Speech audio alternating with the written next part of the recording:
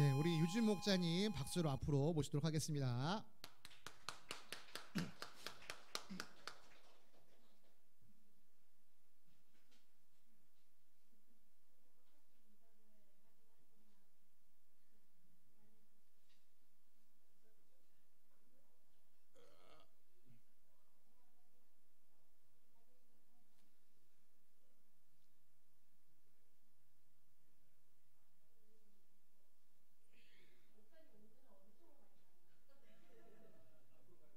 앞으로.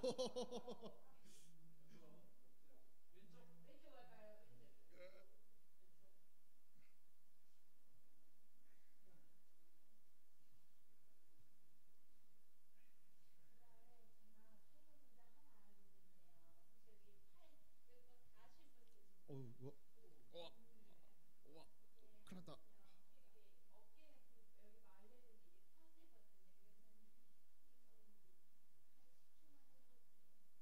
팔꿈치끼리 잡으셔야 되는데 저는 안 되는 것 같습니다 지금.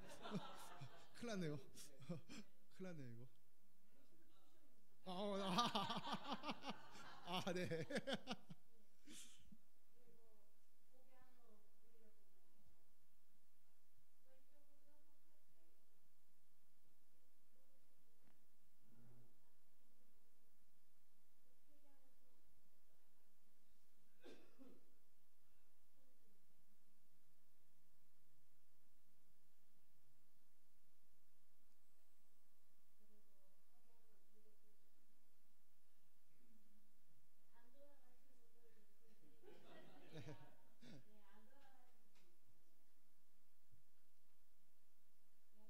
네, 감사합니다. 제가 느끼는 한 가지는 유진 목자가 스트레칭을 해준 이후로부터 집중도가 높아졌다는 겁니다. 네, 유진 목자가 스트레칭을 제안해주고 그때부터 여러분들의 집중도가 높아진 것을 제가 경험했기 때문에 이걸 절대 뺄 수가 없습니다.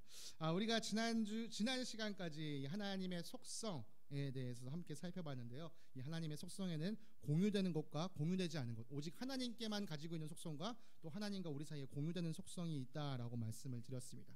여러분, 그런데요, 속성을 아는 것만으로는 충분하지 않습니다. 속성을 아는 것만으로는 충분하지 않아요. 여러분, 가수 김범수 혹시 아시나요? 김범수의 노래를 직접 들어보신 분 계십니까? 저는 직접 들어봤습니다.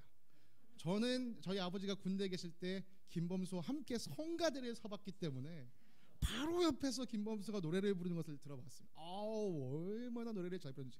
노래 잘 부른다는 속성은 여러분 아시지만 경험은 못 해보셨잖아요, 그죠? 제가 안성재 씨가 요리를 잘한다는 건 알지만 이분의 요리를 경험해보지 못했습니다. 여러분, 우리가 속성을 아는 것만으로는 충분하지 않고요, 이 사람이 어떤 사역을 하는지 그리고 어떤 일을 하는 것을 우리가 경험하는 것이 사실은 또 중요합니다. 하나님의 속성을 아는 것도 중요하지만 하나님께서 어떤 사역을 하시는가를 알아야 하고 그 사역을 우리가 경험하는 것이 필요하다는 것이죠. 그래서 우리가 지난주까지 살펴봤던 이 하나님의 속성이 하나님의 사역과 어떻게 연결되어지는지, 우리 성부 하나님의 사역과 어떻게 연결되어지는지를 한번 살펴보도록 하겠습니다. 첫 번째는요, 우리가 살펴볼 것은 오늘 창조와 심판과 구원입니다. 여러분, 하나님은 천지를 창조하셨습니다. 어떤 속성과 이 하나님의 창조가 연결될까요? 여러분, 한번 잘 기억해 보세요. 우리가 이 비공유적 속성을 얘기할 때 하나님의 독립성에 대해서 얘기했습니다. 하나님은 스스로 계신 분이시다. 그리고 어떤 걸 얘기하냐면 하나님은 영원하신 분이시다. 태초 전부터 영원 전부터 계셨다. 하나님께서 스스로 계시고 영원 전부터 계신 그 하나님께서 전능하시기 때문에 이 세상을 만드실 수 있었습니다. 영원 전부터 스스로 계신 하나님께서 이 전능한 능력으로 온 세상을 창조하셨습니다. 성경은요, 하나님께서 이 세상을 만드셨다는 것을 설명해 주지 않습니다. 어떻게 만드셨어를요 자세히 설명하지 않아요. 왜요? 그렇게 설명해 준다 하더라도 우리가 다 알아들을 수 없기 때문입니다. 욥기 38장에 가면요, 하나님께서 욥을 만나서 대해서 말씀하시는 장면이 있어요. 내 인생에 왜 이 고난이 찾아오는 겁니까? 욥이 계속 이렇게 얘기할 때 하나님께서 욥에게 말씀하세요. 너가 이 세상이 어떻게 만들어진지 알고 있니? 여러분, 욥이 하나님 말씀을 들으니까 모르겠는 거예요, 진짜로. 내가 이 세상의 창조 원리와 어떻게 돌아가고 있는 원리를 하나도 모르겠는 거예요. 여러분, 설명한다고 해서 다 받아들여지는 게 아니에요. 설명하지 않아도 받아들여지는 것들이 있습니다. 특별히 자녀와 부모와 자녀 관계가 그렇죠. 하늘이가 뭐 제가 아빠인 걸 뭐 다 검증해보고 설명을 받아서 제가 아빠인 줄 압니까?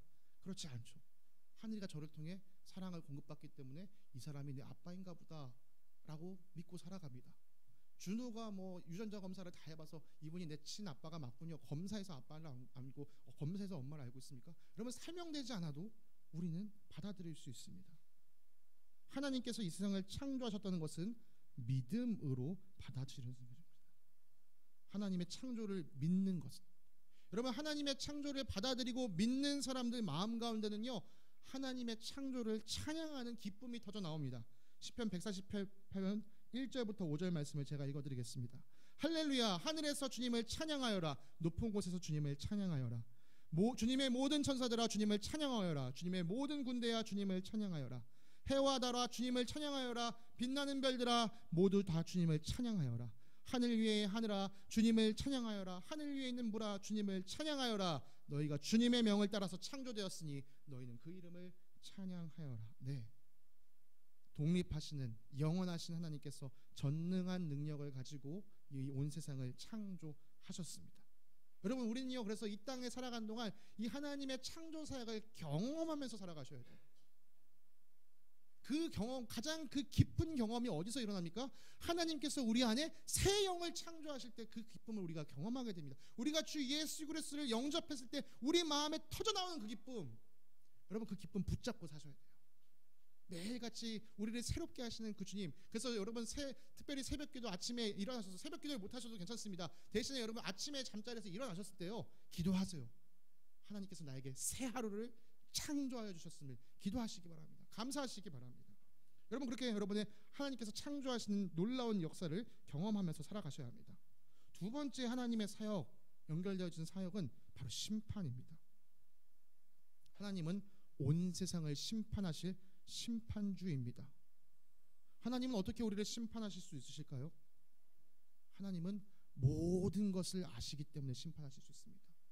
또 하나님은 편재성, 모든 곳에 계시기 때문에 우리를 심판하실 수 있습니다. 또 그분은 거룩하시고 의로우시기에 그분은 우리를 심판하실 수 있습니다. 여러분, 하나님께서 심판하신다는 사실은요, 창세기에서부터 드러납니다. 창세기 6장에서 8장은요, 하나님께서 사람들의 악행을 보시고 이 땅을 홍수로 심판하셨다는 이야기가 기록되어집니다.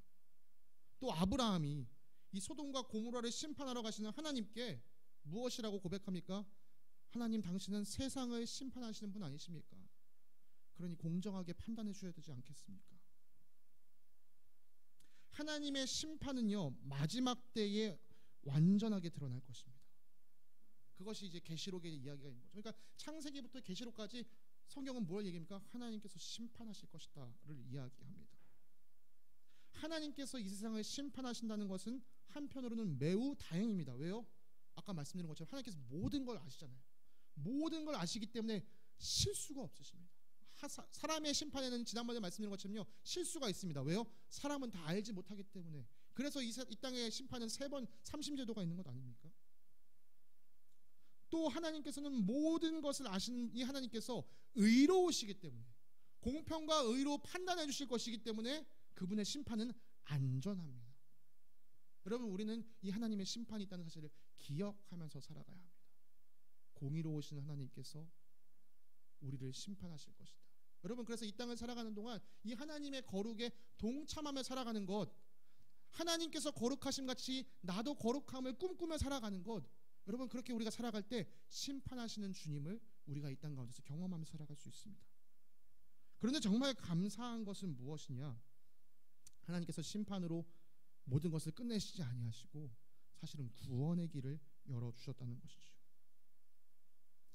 우리 하나님은 구원을 베푸시는 구원자이십니다. 여러분, 하나님께서 구원을 베푸시는 이 하나님의 속성과 이 구원은 어떻게 연결될까요? 우리가 하나님의 이 비공유적인 속성 중에 불변성, 통일성에 대해서 얘기했습니다. 하나님의 사랑은 변치 않습니다. 하나님은 의로워서 심판하시는 분이지만 그분 안에서 사랑은요, 어긋나지 않습니다. 통일을 이룹니다.